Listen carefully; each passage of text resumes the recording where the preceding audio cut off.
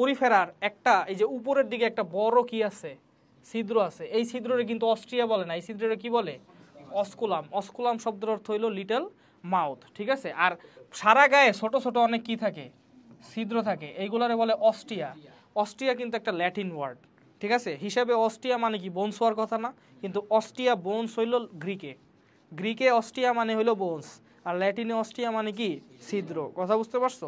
আমরা অস্টিয়ার কই পড়ছিলাম মনে আছে, ঘাসফড়িংয়ে পড়ছিলাম যে হার্টের দুই পাশে যে ছিদ্র ছিল এটার কি বলছে, অস্টিয়া বলছে না? আচ্ছা যাই হোক, এখন কি হয় জানো, পানি এটার মধ্যে দিয়ে ঢুকে এন দিয়া বাইরে হয়। আমার কথা বুঝতে পারছো? এইভাবে হইলো সার্কুলেশনটা হয়।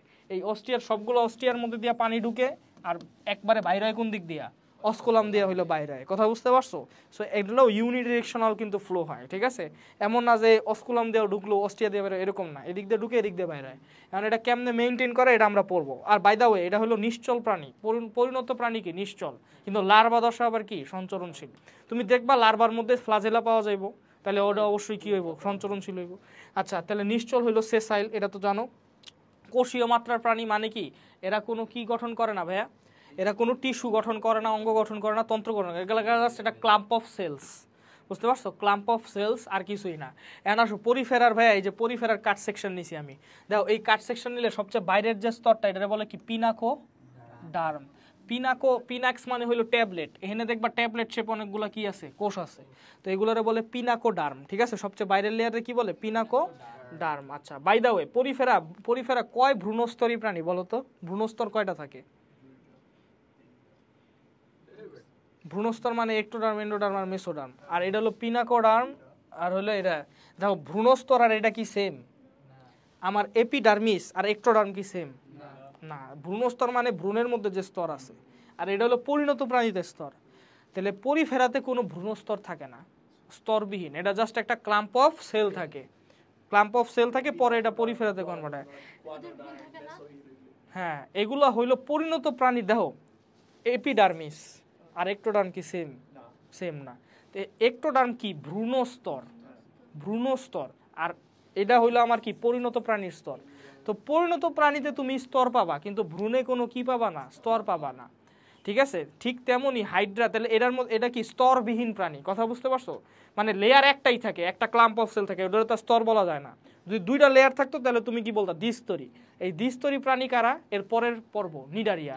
নিডারিয়া থেকে ভ্রূণস্তর তৈরি সৃষ্টি হয়। মানে এখানে তো একটা স্তর আছে, একটা স্তরে তো স্তর বলা যায় না, দুইটা থাকলে সেটা ডিফারেন্ট স্তর লেয়ার বলা যায়। তো নিডারিয়া থেকে ভ্রূণস্তর সৃষ্টি হয়। নিডারিয়াতে কি কি ভ্রূণস্তর থাকে, একটোডার্ম আর এন্ডোডার্ম থাকে। কথা বুঝতে পারছো? এরপরে আসো তোমার এই তোমার হইলো কি এইখানে পিনাকোটা। এখন পিনাকোডার্মের মাঝখানে মাঝখানে দেখো পিনাকোসাইটস থাকে, কিছু ট্যাবলেটসের কোষ, আর কিছু কিছু সেল আছে দেখছো, কিছু কিছু সেল ভাগ হয়ে এনে ছিদ্র তৈরি করছে। তো যেই সব সেলসগুলো ভাগ হয়ে ছিদ্র তৈরি করছে ওগুলোরে বলে পোরোসাইটস। কি বলে, পোরোসাইটস। হ্যাঁ, ছিদ্র, ছিদ্র মানে পোর, ছিদ্র মানে পোর। এখন পোর তৈরিকারী ছিদ্র সেলসগুলোরে কি বলে, পোরোসাইটস। এখন তুমি মনে করতে পারো ভাই সেল ভাগ হয়ে গেলে আর বাইচে থাকে কেমনে? এই সেলগুলো দেখো, ইমাজিন করো এইভাবে দেখতে দেখতে এরকম, ঠিক আছে। এই সেলগুলো হলো এরকম দেখতে, দেখো এর কিন্তু নিউক্লিয়াসও আছে, তাই না? এটার কি নিউক্লিয়াসও আছে, কিন্তু এটা কি পাইপের মতো। বুঝতে পারছো? সেলগুলো 3D-তে দেখতে হলো এরকম, এই যে মাঝখানে এরকম থাকে, এর আশেপাশে নিউক্লিয়াসও থাকে, যা থাকার থাকে, কিন্তু এর হলো থাকে মানে 3D এইরকম। বুঝতে পারছো তো পোরোসাইটস কীরকম? তো পোরোসাইটস হলো যেইগুলো হলো ছিদ্র গঠন করে ওইটা, ঠিক আছে। আচ্ছা এরপরে ভাই পিনাকোডার্মের পরে একটা অ্যাসেলুলার লেয়ার থাকে। অ্যাসেলুলার মানে কি ভাই, এটার মধ্যে কি কোনো কোষ নাই, এটা হলো জেলি লাইক সাবস্টেন্স, জেলির মতো লেয়ার থাকে। দেখবা মেসোগ্লিয়াও কি জেলির মতো না, কিন্তু এটারে বলে মেসোহাইল। তুমি যদি নিডারিয়ার ক্ষেত্রে বলো তখন বলবে মেসোগ্লিয়া, কিন্তু পরিফেরার ক্ষেত্রে মাঝখানে লেয়ারটারে কি বলে, মেসোহাইল। আচ্ছা এটাও জেলি লাইক সাবস্টেন্স, ওইটাও জেলি লাইক সাবস্টেন্স থাকে। এখন দাও এই জেলি লাইক সাবস্টেন্স, এটা তো জেলির মতো, জেলি কি বেশি টাফ, তাহলে এটার টাফনেস একটু বাড়াইতে হইব। বাড়ানোর জন্য তুমি এখানে কি কিছু পাথর দিতে পারো। পাথর দিবা কি রকম, ক্যালসিয়াম কার্বনেটের তৈরি, ক্যালসিয়াম কার্বনেট কি চুনা পাথর, তাহলে ক্যালসিয়াম কার্বনেটের কিছু কি দিতে পারো, পাথর দিতে পারো। এ দেখো কি ক্যালসিয়াম কার্বনেটে যদি পাথর দাও তাহলে এনে কি এরকম পাথরের মতো ক্রিস্টাল তৈরি হবে। এই ক্রিস্টালগুলো দেখতে এরকম সুইয়ের মতো। কথা বুঝতে পারছো? তাই এগুলোরে বলে কি স্পিকিউলস, বনি স্পিকিউলস, বনি স্পিকিউলস। তাহলে বুঝতে পারছো মেসোহাইলের মধ্যে কোন লেয়ারে ভাইয়া স্পিকিউলগুলো থাকে, মেসোহাইল। অর্থাৎ জেলির মধ্যে জেলির টাফনেস দেওয়ার জন্য তুমি ওখানে কি দিতেছো, পাথর দিতেছো যাতে ডেলিটা টাফ হয়। এখন ভাইয়া দেখো এই যে স্পিকিউলগুলো যে দিলা, তোমার একটা বোনসে আরেকটা বোনসের সাথে কে লাগায় রাখে? লিগামেন্ট লাগায় রেখে কি বোনসের টাফনেস আরও বাড়ায়। তো এখানে একটু ভালো হইতো না যদি তুমি এই যে এই দুইটা স্পিকিউলরে একসাথে বাইন্দা রাখতা যাতে এটা ছড়ায় না যায়, এই স্পিকিউলগুলোর একসাথে বাইন্দা রাখতে যাতে এগুলো কি ছড়ায় না যায়। তাই তোমার একটা কি দরকার বলতো? ফাইবার দরকার। তাহলে দেখবা লেখা আছে স্পঞ্জিন নামক ফাইবার থাকে। কি থাকে? স্পঞ্জিন। দেখছো এই যে এই জায়গায় স্পিকিউলগুলোরে কি রাখে? বাইন্দা রাখে, একসাথে কি করে রাখে? বাইন্দা রাখে। কি ধরনের ফাইবার ভাইয়া? স্পঞ্জিন নামক ফাইবার থাকে, ঠিক আছে? এই স্পঞ্জিন ফাইবারগুলো কি করে? স্পিকিউল মানে ক্যালসিয়াম কার্বনেটের যে ক্যালসিয়াম কার্বনেট কি চুনা পাথর, সেটা পাথরগুলোরে কি করে? একসাথে বাইন্দা রাখে, যেটা কি টাফনেসটা আরও বাড়ায় দেয়, যাতে পাথরগুলা তোমার একজনের একজন থেকে কি না দূরে সরে। তাহলে এবার টাফনেস কেমনে বাড়ে? প্রথমে দেখো আমার কি আছে? মেসোহাইল আছে, জেলি লাইক সাবস্টেন্স, খুবই নরম। নরমটারে বানানো শক্ত বানানোর জন্য আমি কি দিমু? পাথর ডালমু। পাথরটারে একটু শক্ত হইব, কারণ পাথরগুলারে একসাথে রাখার জন্য আমি কি করবো? ফাইবার দিয়া এটারে আবৃত করে ফেলবো। তাহলে ফাইবার দিয়ে আবৃত করে ফেললে এই ফাইবারগুলোর কি বলে? Spongin fibre. এখন দেখো এখানে কি মোটামুটি একটা কঙ্কাল দাঁড়াইলো না? তো এটারে বলে এন্ডোস্কেলিটন। এন্ডোস্কেলিটন কি দিয়ে তৈরি ভাই? এন্ডোস্কেলিটন মানে ভিতরের স্কেলিটন কি দিয়ে তৈরি ভাই? স্পিকিউল আর স্পঞ্জিন দিয়ে তৈরি। কথা বুঝতে পারছো? মোটামুটি একটা কঙ্কাল দাঁড়াইছে। এখন আসো লাস্টের দিকে, লাস্টের স্তরটা কি বলে ভাই? কোয়ানো ডার্ম। কোয়ানা শব্দের অর্থ কি বলো তো? কোয়ানা পড়ছিলা? শ্বসনতন্ত্রে, মানুষের শ্বসনতন্ত্রে পড়ছিলা। কোয়ানা শব্দের অর্থ কি? পোস্টেরিয়র নস্ট্রিল ছিল না কোয়ানা শব্দের অর্থ? তাহলে কোয়ানা শব্দের অর্থ অ্যাকচুয়ালি ফানেল। দেখবা পোস্টেরিয়র নস্ট্রিল কেমনে তৈরি হয়েছিল? নাসা গহ্বর তৈরি হয়েছিল। নাসা গহ্বর তারপরে এই যে এরকম সরু হয়ে যায় কি হয়েছিল? পোস্টেরিয়র নস্ট্রিল তৈরি করছিল না? তাহলে এটারে কি বলছে? কোয়ানা। এই কারণ ফানেলের মতো দেখতে।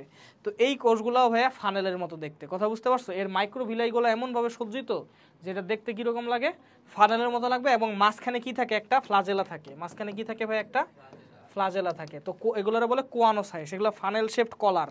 ফানেল শেপড কলার কি দিয়ে তৈরি ভাইয়া? মাইক্রো ভিলাই দিয়ে তৈরি। মাইক্রো ভিলাই দিয়ে তৈরি। ফানেল শেপ কলার হলো মাইক্রো ভিলাই দিয়ে তৈরি, আর ফ্লাজেলা থাকে।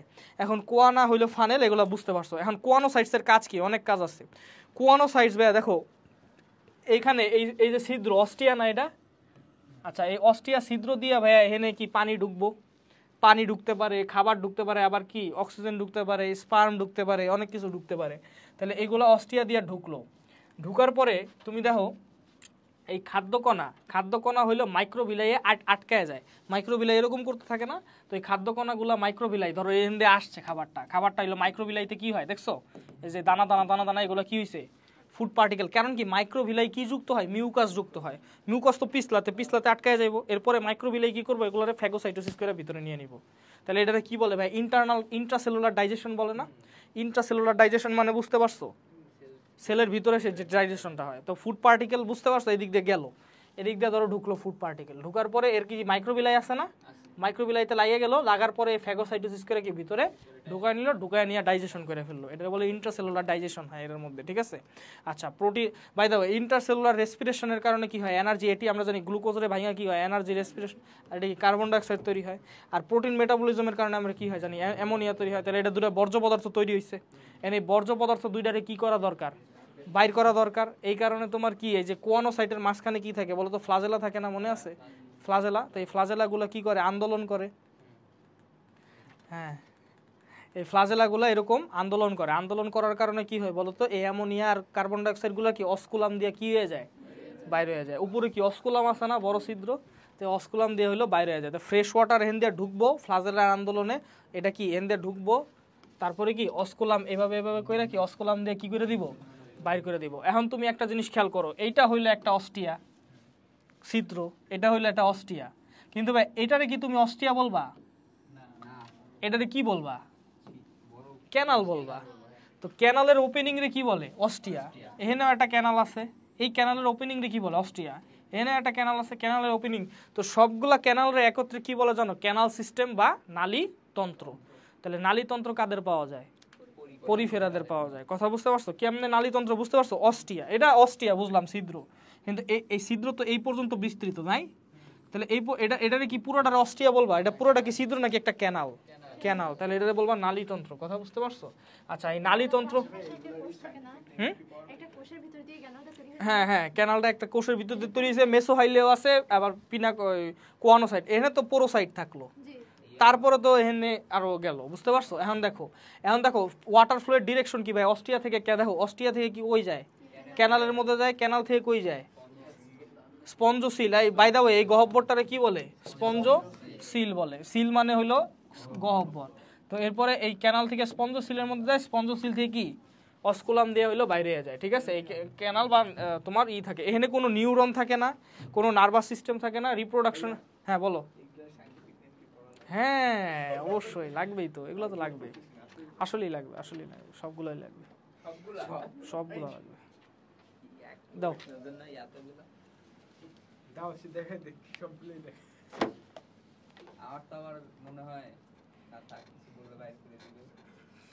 লাগবে ভাই। শুনো আমি দাগাই দিব, হ্যাঁ, কিন্তু পড়া লাগবে সবগুলাই। আমি যেগুলো দাগাই দিব ওগুলো আসার সম্ভাবনা বেশি, কিন্তু পড়া লাগবে কিন্তু সবগুলাই, ঠিক আছে ভাই? যদি এটা দিয়ে দেয়, যদি দিয়ে দেয় তাহলে তুমি কই যাইবা? হ্যাঁ আসতে পারে, দিতেই পারে, ঠিক আছে? শিখতে হইব ভাই, এটা শিখতে হইব, এটা কষ্ট করে শিখতে হইব, মাসল মেমোরি রাখতে হইব। মাসল মেমোরি রাখলে রিফ্লেক্সে তোমরা অনেক কিছু পাইরা যাবা, বুঝতে পারছো? এই যে তুমি যে ধরো একবার পড়ছো লাইফে, হ্যাঁ একবার পড়ছো, কিন্তু তাও এটা যায় তোমার ওই জায়গায় একটু না একটু মনে পড়বো, গেস করতে পারবা, কথা বুঝতে পারছো? গেস করতে পারবো যে এটা পরিচিত আছে, কথা বুঝতে, ওটা পাইয়া গেলা, একটা মার্কস পাইয়া গেলা, একটা গেস কখন ভুল হয়? যখন মানুষে জানে না। গেস কখন সঠিক হয়? যখন মানুষের একটা পাওয়ার অফ সাবকনশিয়াস একটা মাইন্ড আছে, বুঝতে পারছো? পাওয়ার অফ সাবকনশিয়াস মাইন্ডটা পড়তে হইব তোমার বইটা।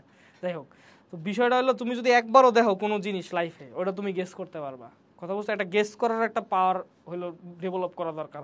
অনেক কিছুই দেখবা তুমি পারবা না, মানে অনেক কিছুই। তুমি কি জানো আমি তোমার মেডিকেল অ্যাডমিশন টেস্টে কয়টা দাগাইতে কমু?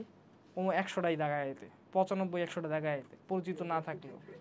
সত্যি কথা।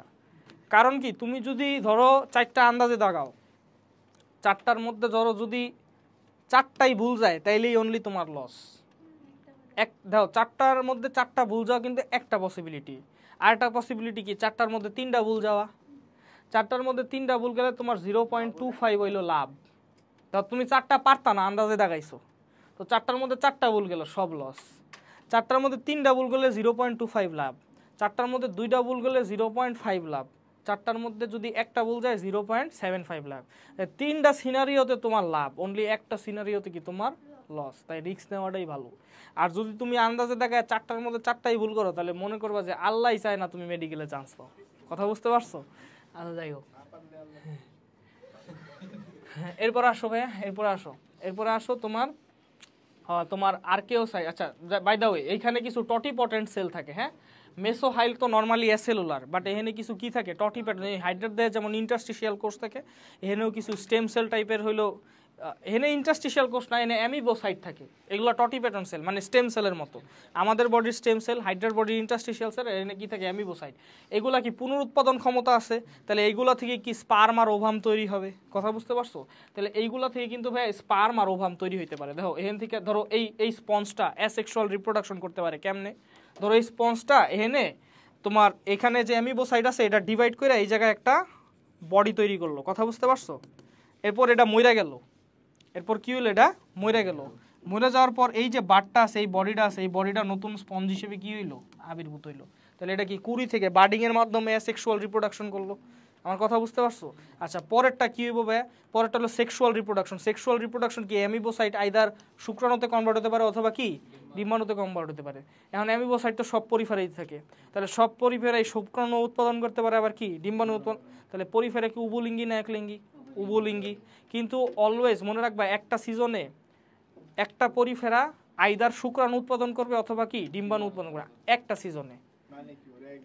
মানে ধরো হইতে পারে একবার ছেলে থাকে একবার মেয়ে থাকে। এই কারণেই পরিফেরাতে কখনো কি ঘটে না, দিনিশেক স্বনিষেক ঘটে না, কথা বুঝতে পারছো? দিনিশেক না স্বনিষেক। স্বনিষেক মানে সেলফ ফার্টিলাইজেশন হয় না। কেন হয় না ভাইয়া বলো তো? কারণ এক সিজনে, এটা কি হাইড্রাতে পড়ছো না যে হাইড্রাতে কেন স্বনিষেক ঘটে না? কারণ হাইড্রাও কিন্তু উভলিঙ্গি, কিন্তু হাইড্রাতে একই সিজনে কি তৈরি হয় না, দুইটা তৈরি হয় না। যখন এক সিজনে শুক্রাণু তৈরি হয় তখন আরেকটা সিজনে কি তৈরি না, ডিম্বাণু তৈরি হয় না। ঠিক আছে, এখন আসো ধরো এটা থেকে শুক্রাণু তৈরি হলো, এটা থেকে ডিম্বাণু তৈরি হলো। শুক্রাণু এখন এটারে ফার্টিলাইজ করে তারপরে কি নতুন জাইগোট, এবং এটা কি তোমার নতুন জাইগোট তারপরে কি তোমার লার্ভা তৈরি করবে, লার্ভা দশা। এই লার্ভা দশা দুই ধরনের হইতে পারে, একটা হলো অ্যামফিব্লাস্টুলা, এবার হলো প্যারেনকাইমুলা। এখন আসো অ্যামফিব্লাস্টুলার নাম অ্যামফিব্লাস্টুলা, অ্যামফি শব্দের অর্থ কি ভাইয়া, উভো। তো ধরো এটা দুইটা সাইড আছে, একটা সাইড হলো ফ্লাজেলা যুক্ত, আরেকটা সাইড কি ফ্লাজেলা বিহীন, তাহলে দুইটা সাইড আছে, এটা বুঝাইছে।